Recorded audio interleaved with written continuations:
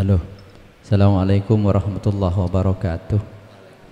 Mau tanya ini Gus, yang dimaksud bertemu Allah itu yang bagaimana Gus? Oke, gitu aja Gus. Apa yang dimaksud bertemu Allah? Kalau kita melihat di dalam kitab Hikam, la ibsorun wa mubsorun wa basorun, ammal arifuna la yarawna li anfusihim syai'an bal yusyahiduna annal fa'ila huwallahu ta'ala. Yang dimaksud bertemu Allah adalah yang melihat, tadi disebut ruh ya, itu fana. Yang dilihat yang tadi dinamakan Allah itu fana. Mata untuk melihat itu juga fana. Jelas banyak yang bingung. Yang melihat nama itu fana, nama ruh itu fana. Yang dilihat nama Allah itu fana. Mata untuk melihat ainul basyirah juga fana. Terus dinamakan apa? Itulah syuhudul wahdah fil kasrah au ilahun wahidun. Kata Rasul, yaiku Tuhanku, sembahlah dia. Akhirnya diteruskan, ammal arif anapun utawi sing diwastani yang disebut sebagai orang yang makrifat bertemu Allah adalah la yarawna li anfusihim syai'an. Di dalam dirinya itu sudah tidak ada dirinya, atau di luar dirinya yang tadi makhluk banyak itu sudah tidak ada. La yarawna li anfusihim syai'an. Apapun sudah tidak ada. Lah terus siapa yang menjalankan? Bal yusyahiduna annal fa'ila huwallahu ta'ala. Sebagai pelaku itu tunggal. Jadi yang melihat dan yang dilihat Allahnya sendiri. Ini bahasa mudah sekali diterima. Umpama sampean mengaca, yang sampean lihat itu kan wajah jenengan. Itu ayat. Yang melihat Allah itu Allah sendiri. Antara ana dengan datnya, bahkan sampai nurnya, itu sudah tidak ada perbedaan. Inilah syuhudul wahdah fil kasroh, masuk satu di dalam banyak. Ini jadi kalau ada orang ngomong-ngomong saya makrifat, orangnya ngomong misalnya dalam hatinya, itu sudah nggak benar. Sebab disebut orang yang makrifat pada Allah adalah orang yang kehilangan kefanaan orang. Orangnya nggak ada. Sama dengan gini Pak. Ini kelengkeng, saya tutup, mana nyata wujudnya kelengkeng? Nggak nyata. Kita sama. Selagi selain Allah di dalam diri kita membarzah, mendending, menghalangi, nggak akan tampak nyatanya Allah. Jalan satu-satunya adalah yakfur bitaghut, hilangkan ini, baru nyata.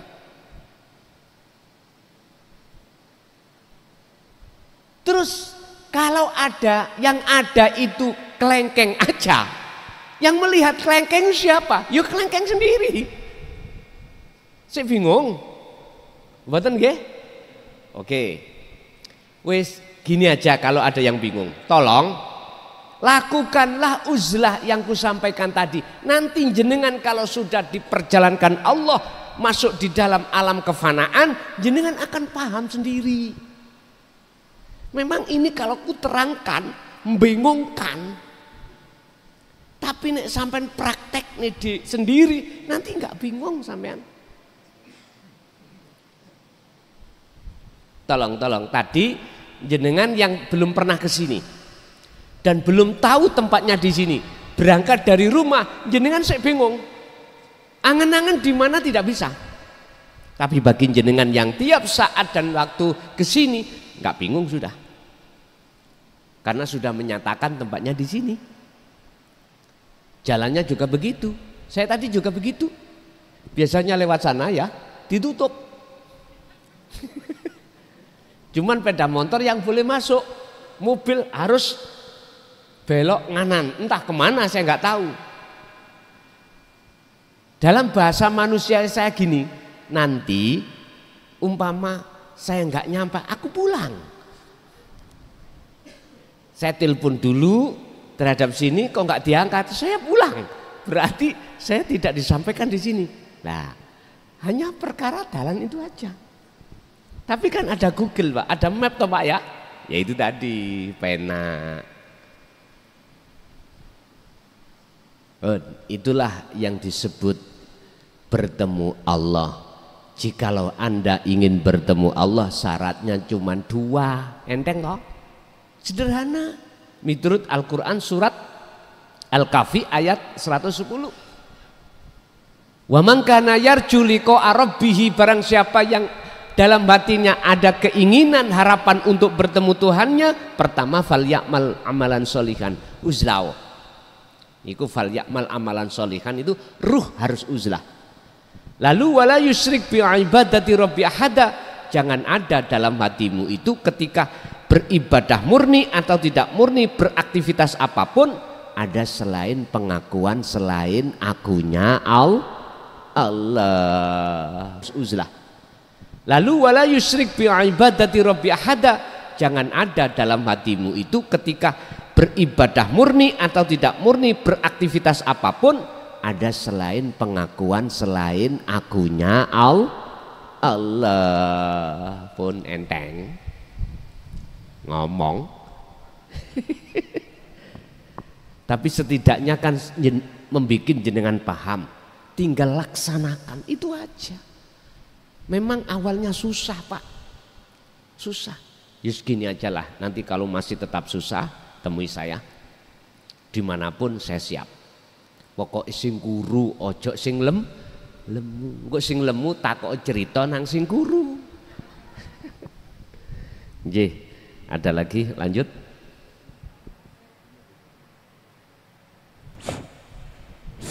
Assalamualaikum warahmatullahi wabarakatuh. Sebelumnya mohon maaf Gus, yang mau saya tanyakan, orang syariat bisa masuk surga apa enggak Gus? Assalamualaikum warahmatullahi wabarakatuh. Waalaikumsalam warahmatullahi wabarakatuh. Saya tidak menghukumi surga karena surga bukan surganya mbok di saya ya. Gini, mohon maaf, miturut kacamata syariat ya, saya harus pakai kacamata 2. Miturut kacamata syariat, ketika saat saya mondok dan belajar tentang ilmu syariah, gitu, baik ning fikih, ning hadis, ning Qur'ani, atau ilmu alati dan lain sebagainya, itu menerangkan illal ladina amanu wa amilus solihah, apabila aku sudah beriman Allah ikut Tuhanku dan melaksanakan perintah dan meninggalkan larangan, insya Allah masuk. Si insya Allah loh Pak ya, masih insya, berarti bahasa insya Allah kalau ditarik dari kacamata hakikat itu belum memenuhi status hukum pasti. Insya'a lamun ngersakake sapa Allah man ing siji wong ya bisa masuk surga. Tapi jikalau Allah tidak menghendaki man iku mlebu surga, ya ora iso masuk surga. Imam Ghazali didhawuhi, bukan karena sholatmu, zakatmu, puasa, hajimu, li Ghazali kuwi mlebu surga, ning sebab perkara ketika kau menulis atau mengaram kitab Ihya Ulumuddin, terus ada asbakmu itu ada lalat yang ingin minum, kau biarkan. Ya Pak, ya Allah. Kan akal gak bisa mikir toh Pak ya, gak bisa mikir. Sebab apa? Kalau boleh saya jebloskan, itu kholwat, dia itu uzlah di situ.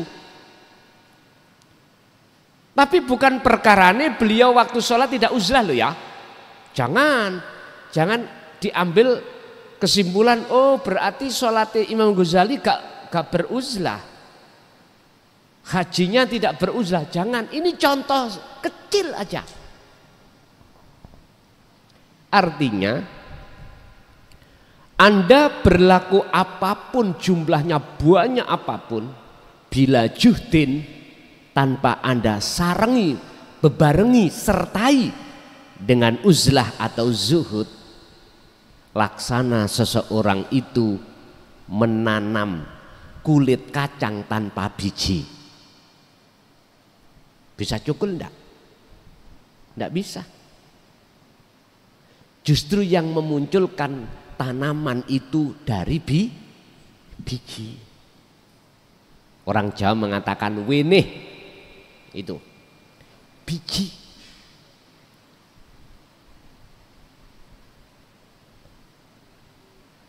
Kalau kacamata syariat tetap insya Allah. Masalahnya syariat itu ngatur tentang masalah laku jasmani, bukan rohani, jasmani. Sholat ya jasmani, zakat ya jasmani, puasa haji jasmani. Lah hakikat ngatur rohani. Bagaimana ini bisa berjalan bersamaan? Fattabi'uni kata Rasul, ikuti aku. Gitu loh maksudnya. Makanya kalau boleh saya katakan di dalam kitab Sirul Asror, bab masalah sholat itu ada sholatnya orang syariat, sholatnya orang thariqah, hakikat, makrifat, itu sendiri-sendiri. Oh begini tah salatnya orang syariat, orang thariqah, orang hakikat, orang makrifat, itu begitu. Makanya saya menemukan sebuah ayat dalam Al-Quran surat Al-Baqarah terkait sholat ini di dalam ayat 238. Itu bunyinya gini, hafidhu ala sholawah wassolatil wusta. Ini padahal as-sholawah itu adalah al maktubah, jamak 5 waktu. Tapi wassolatil wusta ini yang jarang dibahas. Setelah itu ayatnya diteruskan, waqumu lillahi qanitin ay khosyiin. Kau akan bisa khusyuk jikalau keduanya itu beriringan. Berarti bahasa sederhana saya, yo jasmani yo rohani. Ngaten niki. Napa wae sing takokno wau lali aku. Oh ya, apakah orang syariat itu masuk surga?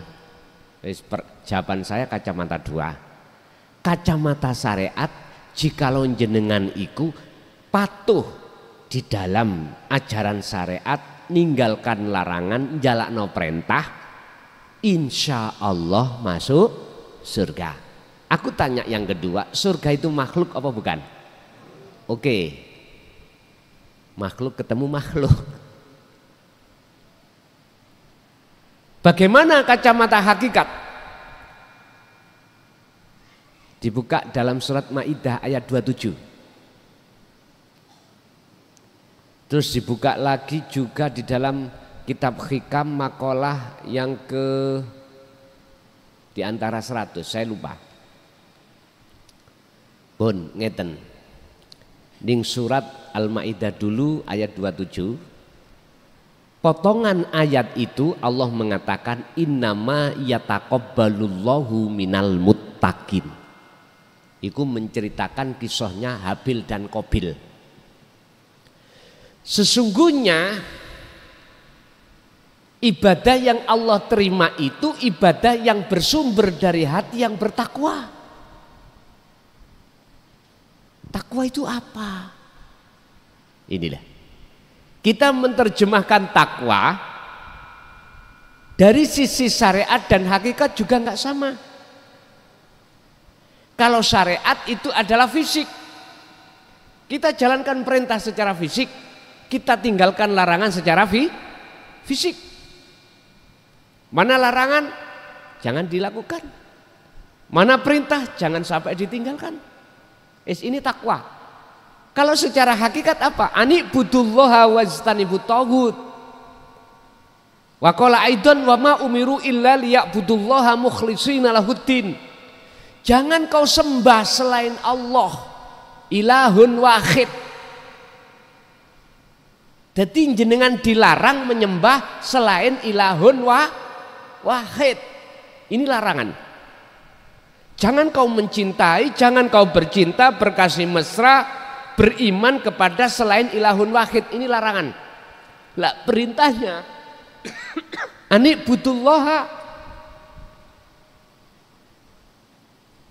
sembahlah ilahun wahid, titik. Umat Islam kasih nama Allah. Ghairul Islam kasih nama selain Allah. Monggo. Islam dasarnya Quran, Maryam 36. Innallaha huwa rabbi wa rabbukum fa'buduh. Sembahlah dia. Hadza utawi nyembah hanya pada ilahun wahid iku siratum mustaqim. Inilah jalan yang lurus. Kalau ini pasti Pak, gak kadi insya Allah.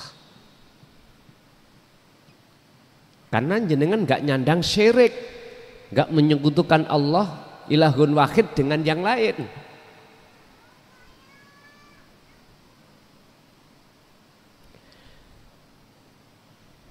Surga, neraka itu juga makhluk. Pahala juga makhluk. Bidadari makhluk. Semua masih Allah disebut makhluk. Makanya di dalam hikam itu al-ubad itu macam-macam. Ada al-ubad ahli ibadah itu menjalankan ingin dilihat orang, dipuja orang. Ada tingkatan yang kedua ingin dimasukkan surga, dijauhkan dari neraka. Ada yang ketiga betul-betul lillahi ta'ala, hanya karena Allah. Ini makomnya masing-masing. Jadi menurut kacamata hakikat, jikalau betul-betul jenengan iku muttaqin, takwa pasti. Terus di dalam makalah Syekh Ibnu Athaillah, husnul a'mali nataiju husnil ahwal min qalbin zahidin. Bagusnya laku dohir, baik di ibadah murni atau tidak murni, itu tergantung keadaan rohaniah jenengan bagus apa ora, bagus apa tidak.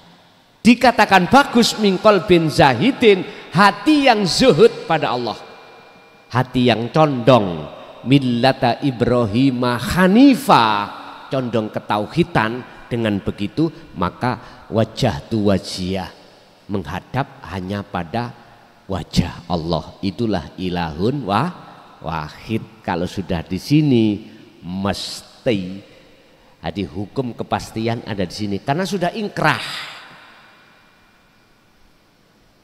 Ketetapan hukum sudah jelas, kepastian ada di sini, Pak. Oke, lanjut.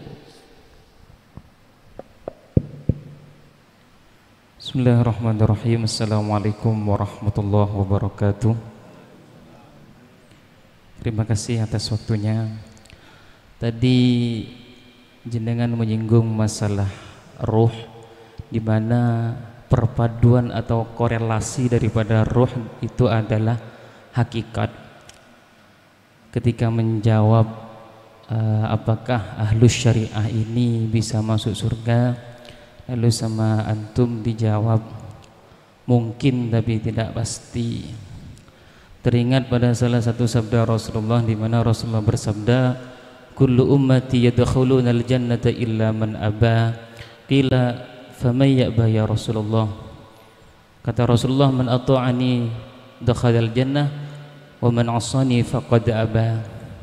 Jadi Rasulullah menyatakan yang masuk surga itu adalah semua umatku kecuali yang tidak mau, kata Rasulullah.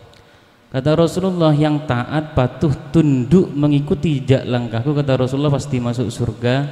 Dan yang tidak mengikuti jejak langkahku, berpaling daripada ajaranku, kata Rasulullah, dialah orang yang enggan dan tidak mau masuk surga. Yang kami tanyakan di dalam kitab Sirrul Asrar karangan Al-Imam Asy-Syaikh Sultanul Auliya Syekh Abdul Qadir Jilani, ada sebuah penjelasan bahwa pembagian daripada ruh ini ada 4. Ada ruhul jismani, ada ruhul rawani atau yang disebut dengan ruhus sironi, ada ruh sultani, dan ada ruh qudsi. Perpaduan ini sama dengan ilmu syariah, ilmu tariqah, ilmu haqiqah, baru ilmu ma'rifah. Atau juga perpaduannya sama dengan tajallil athar, tajallil af'al, tajallil sifat, dan tajallil dat. Sebenarnya perpaduannya itu bagaimana? Soalnya tadi menyinggung masalah ruh, ternyata ruh itu oleh Syekh Abdul Qadir Jilani masih dibagi menjadi 4. Kami mohon penjelasan tentang ruh ini secara detail biar jamaah semuanya bisa memahami dengan baik dan bisa mencernanya dengan benar. Mungkin sekian dari kami. Assalamualaikum warahmatullahi wabarakatuh. Waalaikumsalam warahmatullahi wabarakatuh. Sebelum kami menjabarkan tentang ruh, ya, ada satu ayat yang mengatakan ruh itu urusannya Allah, ya, bukan urusanmu Muhammad, tapi urusannya Allah. Kamu cuman kolilan, taunya hanya sedikit. Artinya apa? Jangan mandang Rasulullah itu dari sisi makhluk. Jangan memandang Syekh Abdul Qadir Jailani itu Sultan Aulia dari sisi makhluk. Biar enggak ada kontradiksi dengan ayat itu. 1. Nomor 2, tadi disebutkan tentang ajaran Rasulullah yang harus kita ikuti. Sampai di mana kita mengetahui ajaran Rasulullah? Sampai di mana? Apakah hanya syariat? Ataukah juga hakikat? Memang dalam hadis tersebut dikatakan seluruh umatku yang mengikuti dan menteladani aku. Cuman pertanyaannya, sudah sampai di manakah kita menteladani? Kita mengikuti beliau ajarannya sampai di mana? Aku bertanya sekarang, pernahkah Rasulullah sholat itu nggak ketemu Allah? Alias nggak khusyuk? Pernah? Adakah hadis yang menyebutkan? Setahu saya tidak ada. Pernahkah Rasulullah ketika melakukan apapun itu keluar dari lillah, terus kita kembalikan evaluasi diri kita sedikit aja tentang sholat? Sudahkah kita sholat kita itu sudah memenuhi target? Kalau belum, jangan kita ngaku-ngaku sudah mengikuti apa ajaran Rasulullah dengan lengkap. Jangan dulu.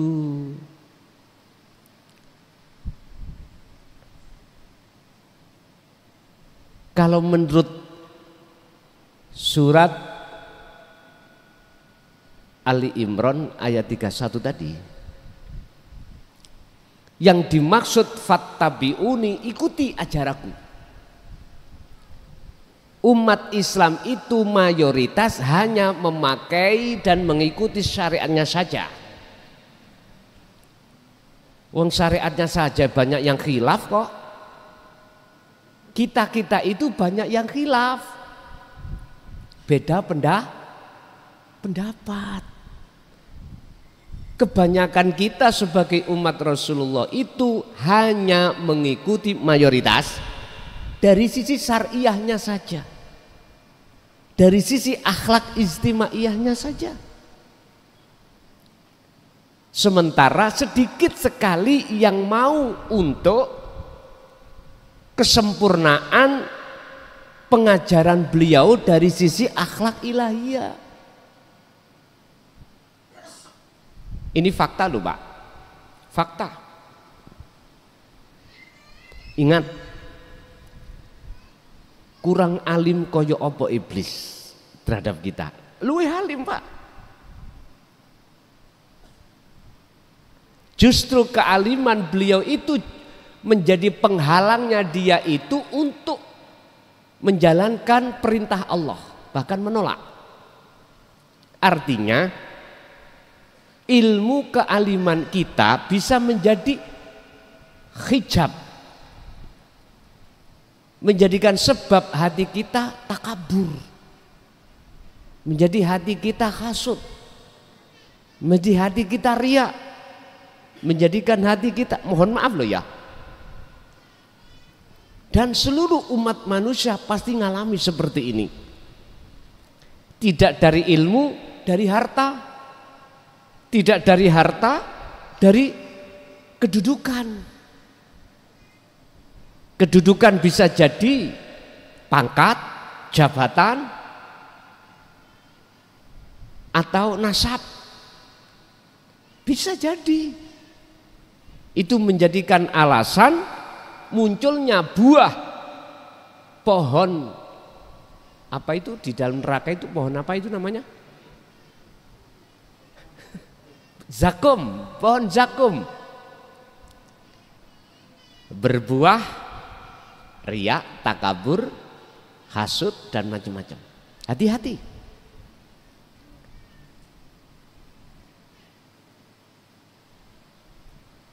Jadi kealiman kita di dalam ilmu syariah, jikalau kita tidak betul-betul mempunyai akhlak ilahiyah, hati-hati ya, itu bisa akan memunculkan sifat di dalam dada kita, apakah takabur, apakah hasud, apakah riya. Berbagai macam sebab. Lah, mestinya kita umat Islam khususnya, menurut saya wajib hati berakhlak ilahiyah. Pun titik. Sebab di situ memakai yuhbibkumullah, tidak lepas dari cinta. Cinta berarti hubungannya dengan ruh, dengan hati, berarti dalam. Niki saya cuman keisaran Pak ya, tapi bukan berarti syarat itu harus diikuti, terserah Anda. Sebab wa ma arsalnaka illa mubasyiron wa nadhiron, kata Allah, Muhammad kamu itu hanya memberikan kabar aja, kabar baik. Mana bentuk kabar baik? Mensarankan ruhaniyah atau hati kita berakhlak ilahiyah. Wa nadhiron, peringatan bagi mereka yang tidak percaya. Itu dibenahi dulu hati kita dengan akhlak ilahiyah.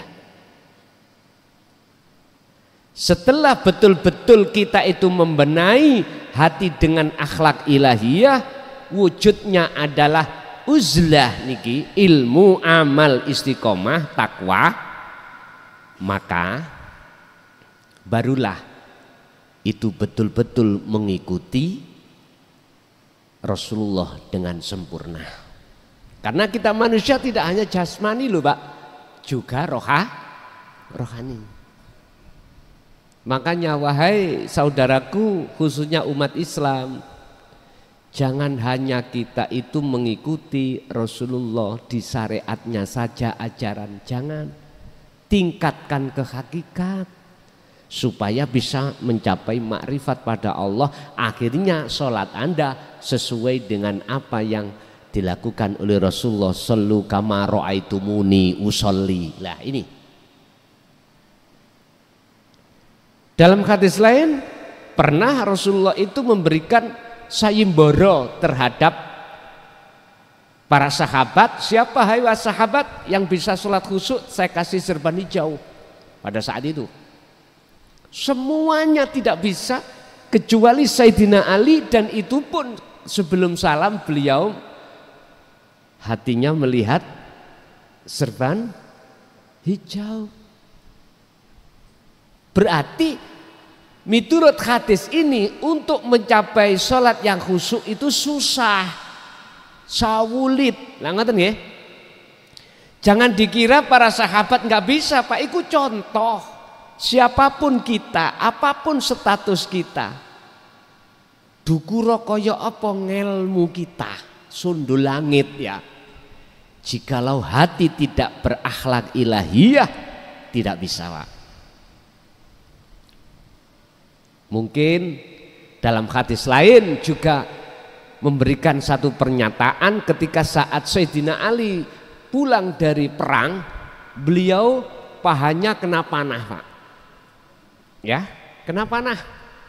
Panah itu kalau ditarik sakit, diteruskan juga sakit.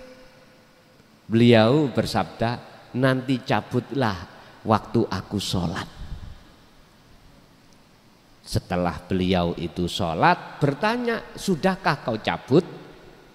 Berarti waktu itu beliau ruhaniyah sudah masuk di alam fana. Nggak terasa sudah. Ini alam fana. Jenengan tidur dicokot lemut, nyamuk. Waktu tidur loh Pak, nggak terasa toh. Tapi nanti kalau sudah bangun baru terasa. Berarti tidur itu belajar mati. Belajar memfanakan diri. Jadi hadis yang pertama tadi jangan disimpulkan Sayyidina Ali nggak bisa apalagi kita. Jangan gitu Pak. Itu boleh memperkerdil upaya umat. Kalau bahasa saya, siapapun kita, apapun status kita, tatkala hati tidak uzlah, tidak masuk di dalam alam fana, nggak bisa Pak. Tetap kalau kita kerjaannya itu belantik wedus, yuk ingat wedusnya. Iya Pak. Nah, inilah kejujuran di dalam hati kita. Nggak bisa kita tutup-tutupi. Iya. Ini terkait masalah ajaran yang harus kita ikuti dari Rasulullah. Cuman saran saya aja. Jangan kita hanya mengambil dari sisi syariatnya saja Pak. Ambillah dari sisi hakikatnya. Hujah saya Al-Baqarah 208. Wahai orang-orang yang beriman, masuklah kau di dalam agama Islam dengan sempurna. Udkhulu dom lebu sira fi silmi ing dalam agama Islam kafah kali sampurna. Mana kesempurnaan Islam di mana? Yang dipanggil amanu bukan ya ayuhal muslim, apalagi ya ayuhan nas, bukan ya ayuhal ladina amanu. berarti iman kita belum ihsan. Ngoten lho itu. Kalau sudah ihsan, mengapa harus dipanggil? Orang yang sudah ketemu saya, mengapa harus saya panggil? Olehnya saya panggil karena belum ketemu. Cak, sini Cak. Nah, karena belum ketemu, saya panggil. Makanya udhulu itu adalah amar, perintah. Perintah jenengan untuk menyempurnakan keislaman sampean. Artinya jangan syariat doang, naik ke hakikat biar bisa mencapai makrifat. Lah, perkara apa yang kusampaikan ini tentang fafiru ilallah. Ini fafiru ilallah. Inni lakum minhu nadhirum mubin. Saya tidak punya hak untuk wajib dipercayai, enggak. Saya enggak ada hak untuk memaksa jenengan juga tidak. Lihat, nadhirum mubin. Saya hanya memberi nasihat peringatan aja. Ini Rasulullah statusnya terhadap umat ketika membawa ajaran itu enggak ada paksaan. Udah, wes. Ini saran saya, tatkala mengikuti ajaran Rasulullah kafah itu jangan disyariat saja. Kalau kita ngaku-ngaku mengikuti, ayo kita evaluasi hati kita waktu sholat. Masih ingat selain Allah? Kalau masih, jangan ngaku-ngaku dulu kalau kita dengan adanya kita secara fisik menjalankan perintah, meninggalkan larangan, kita sudah dikatakan pengikuti kanjeng Nabi belum, Pak? Belum. Dalam ayat lain, akhlaknya bagaimana Rasulullah? Hatinya khulkin, budi luhur. Budi luhur bisa muncul dalam hati kita. Budi luhur itu apa, Pak? Enggak ada hati sifat hasud, ria, takabur, enggak ada. Iki budi luhur.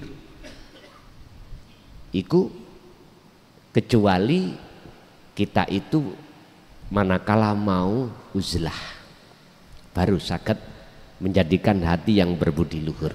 Oke. Lalu bagaimana masalah ruh ini? Tadi penanya ada 4 tahap. Ibarat tajalli, tajalli sifat, tajalli af'al, tajalli asma, tajalli dat. Ngenten, Pak. Nggih ngapunten. Isim nama menungso, sifat wujud anani menungso, af'al penggawean jenengan, dat aran roh. Ini. Jadi ada roh jisim, nggih, jasad sampean disebut sifat, sifatullah. Asmaullah, asma yaitu asma manungso, sifatullah berarti wujud manungso, af'alullah berarti jenengan iki punya gerakan, datullah berarti wujudi roh. Lah iku lho sampean tajalekno sedaya. Sampean tajalekno. Apa sih tajali? Meniadakan selain ahad. Makanya disebut tajali asma, tajali sifat, tajali af'al, tajali dzat. Ini disampaikan Allah untuk memahami surat Al-Hadid ayat 3. Huwal awwal wal akhiru wad dhahiru wal batin. Wujude Allah iku di awal ya di akhir. Di zahir ya di batin. Tapi jenengan harus mempunyai sistem syuhudul wahdah fil kasrah. Masuk di dalam alam ahadiyah untuk bisa masuk ke alam ahad. Ahadiyah itu apa, Pak?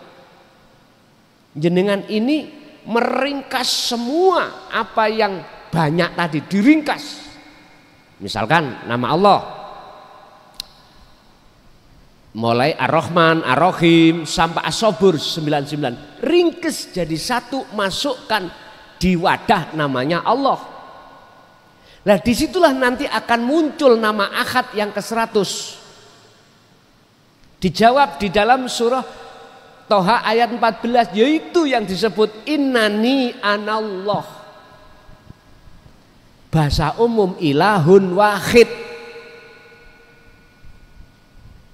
Bahasa surat Al-Ikhlas Allah iku ahad. Udah itu. Makanya ada tanya nama yang 100 yang mana? Anda harus melewati dulu alam ahadiyah dulu. Setelah alam ahadiyah baru masuk ke alam ahad. Lah itulah nanti. Lah caranya uzlah wis. Titik bundelane ada di uzlah. Sehingga ketika sampean tajalli asma, semua nama-nama daun, nama jenengan, nama orang lain semuanya diahadiyahkan. Makanya itu namanya tajalli asma. Tajalli sifat wujud jenengan. Sekarang manusia saja, sak jagat ini jumlahnya triliunan Pak. Ada yang sama? Enggak ada. Banyak tapi tidak sama. Niku sampai harus kalau masuk di dalam tajalli asma, tajalli sifat, jenengan harus ringkes masuk di dalam alam ahadiyah. Untuk bisa masuk dalam tajalli sifat yaitu ahad, kembali lagi uzlah. Sekarang tajalli af'al, penggawean, perilaku, semua gerakan apapun, entah kita, entah apa daun, entah makhluk apapun harus sampai tajalikan. Caranya jenengan harus masuk di alam ahadiyah untuk bisa masuk ke alam ahad. Sistemnya uzlah. Sekarang roh tajalikan. Nama roh tajalikan. Roh pada diri saya, pada diri jenengan, wis semuanya masuklah ke alam ahadiyah, baru nanti bisa ke alam ahad. Kembali lagi sistemnya jenengan adalah uzlah, mengamalkan fungsi daripada degir sirul asror.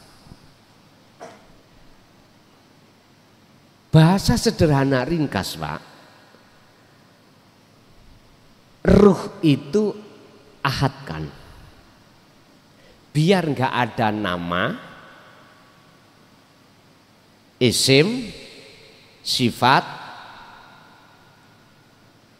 af'al, dat, ringkas, baru.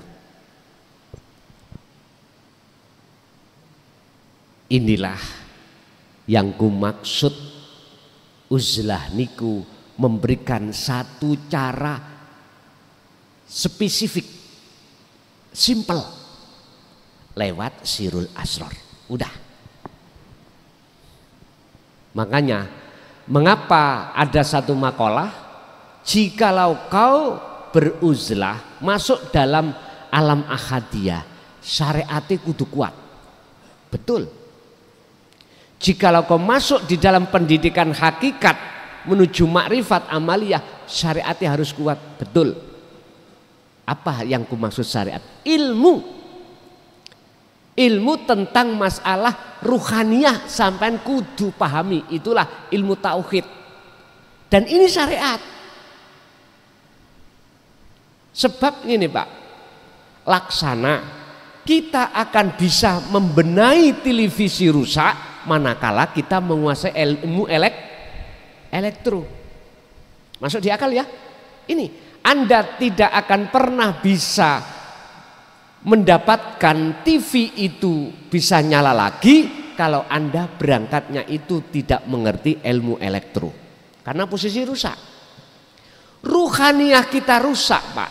Tidak akan bisa sampai pada Allah, ketemu hidup, manakala ilmu untuk menghantarkan keesaan pada Allah tidak kita pelajari.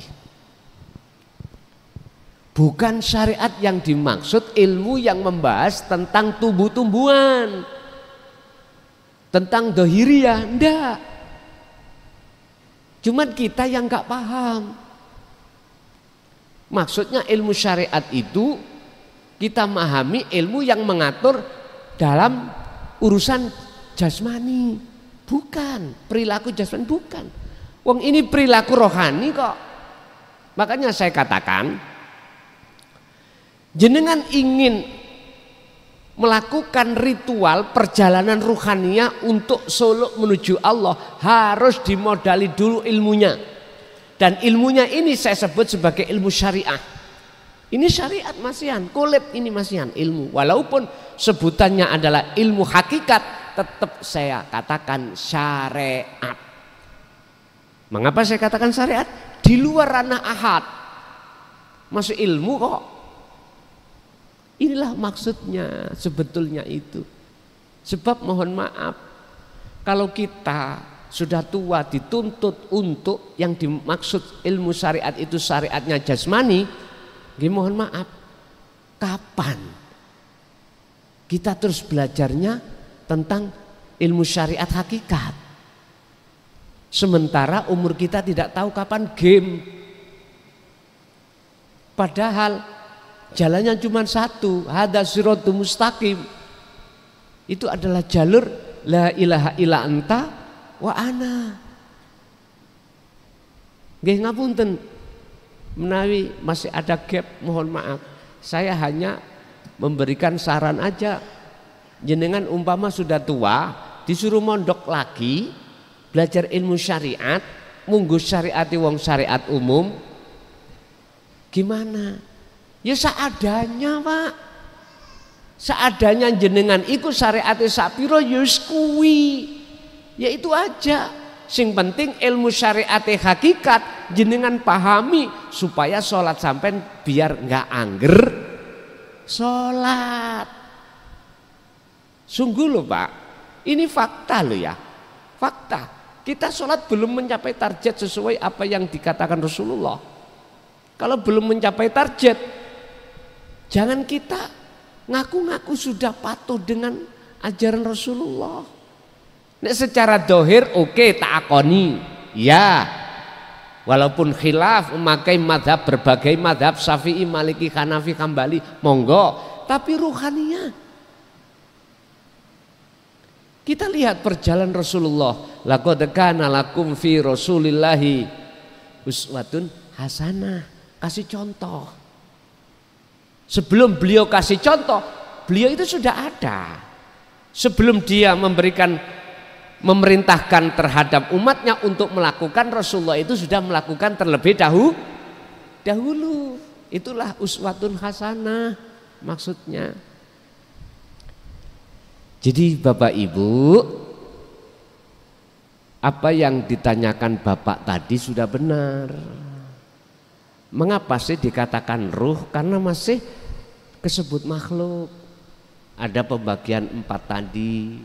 Makanya dalam kitab-kitab yang lain ada yang mengatakan ya tajali, nama, tajali, sifat, asma, af'al, dzat. Lah, hemat saya, lepasen nama-nama itu, bingungi sampean, bingungi, akadiahkan. Bukan berarti saya menyalahkan makalah yang tadi loh, enggak loh ya. Menurut saya udah di dalam diri kita manusia ada jasmani, ada rohani. Wis piyak-piyakane, cabang-cabange sampean akadiahno. Sampai masukkan di alam ahadiyah supaya menjadi nama satu, ruh. Udah, kalau seperti ini jenengan nanti aku yakin gak kejebak di dalam alam mukasyafah. Sebab wis saya sendiri aja jangan sampai jenengan ngelampai. Susah Pak kita keluar. Kalau sudah masuk di dalam alam mukasyafah susah keluar. Sebab apa? Wa yasudduna an sabilillah. Jenengan digewandoli ambek sogeh sampean, akhirnya jenengan khawatir melarat. Jenengan digewandoli ambek rasa rumangsa alim jenengan akhirnya takut asor. Loh, estu Pak, estu. Lah, apa pengalaman yang sudah saya alami, nek iso kalau bisa jangan terulang korban berikut. Makanya saya memberikan sistem simple mawon, uzlao. Tadi saya katakan, lepaskanlah urusan-urusan di akal kita itu tentang dunia bersamaan dengan ruhaniyah jenengan, ya hati jenengan, masuklah di dalam nafas tadi. Udah, yakinkan, imankan, rasakan bahwasanya ilahun wahid itulah yang mengeluarkan napas keluar masuk. Wes nanti jenengan dibimbing sendiri. Bapak Ibu hadirin jamaah rahimakumullah. Tapi bukan berarti dikatakan salah orang mengerti satu persatu apa sih sifat dat asma af'al. Ndak, mboten salah. Niku tergantung jenengan iki berjalan itu menuju jalan tol, lewat tol apa lewat umum miyak-miyak monggo kerso. Dan itu semuanya tidak ada yang salah. Nggih. Nggih, lanjut. Cek.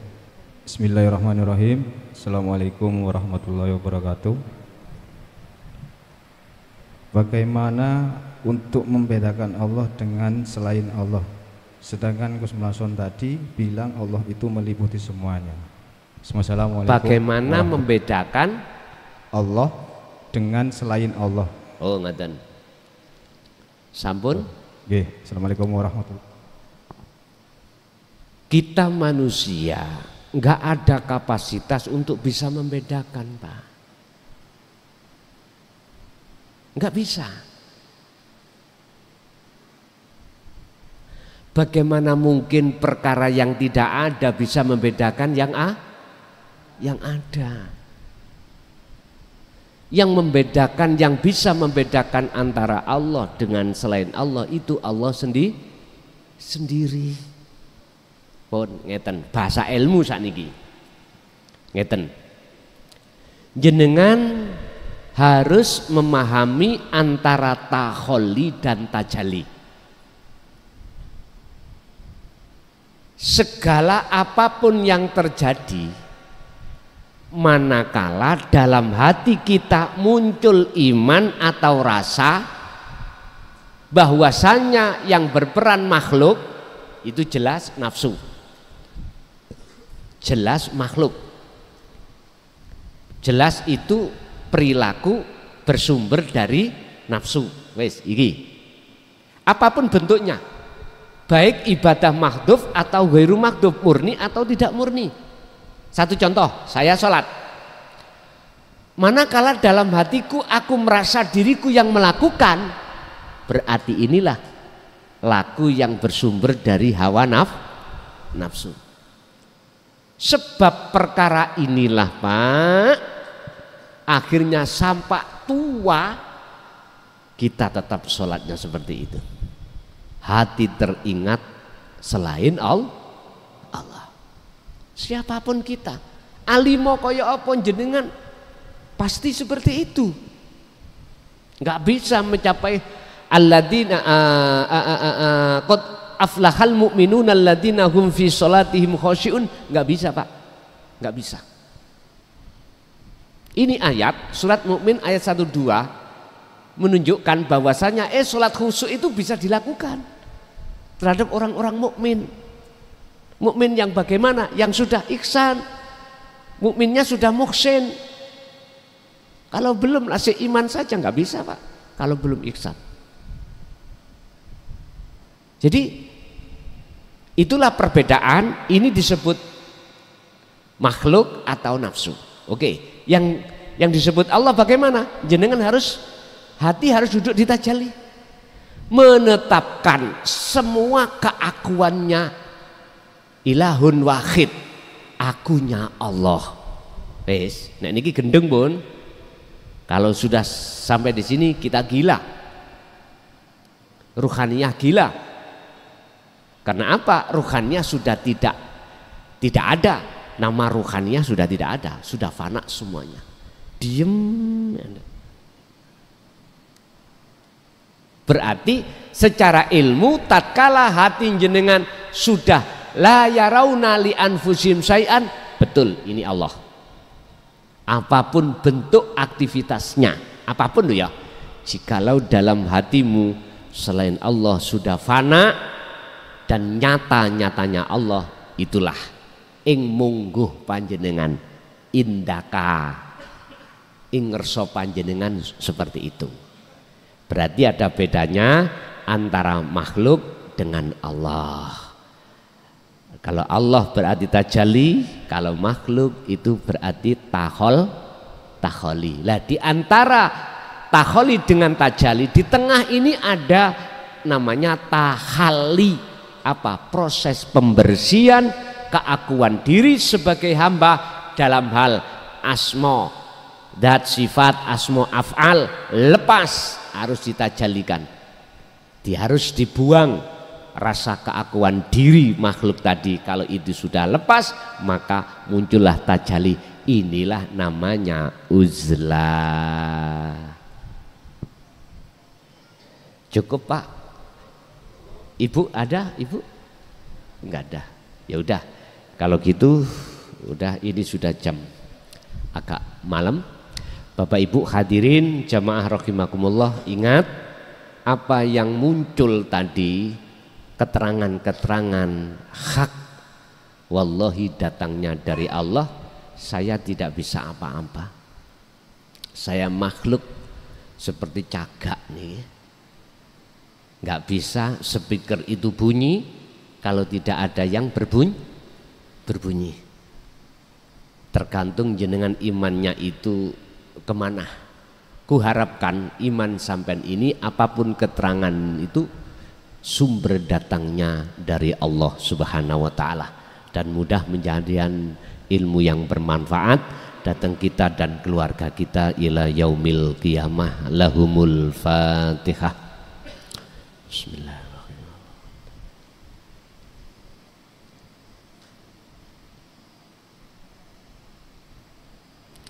Mulai awal sampai akhir barangkali banyak kalimah-kalimah yang kurang berkenan di hati. Saya pribadi mohon maaf lahir dan batin.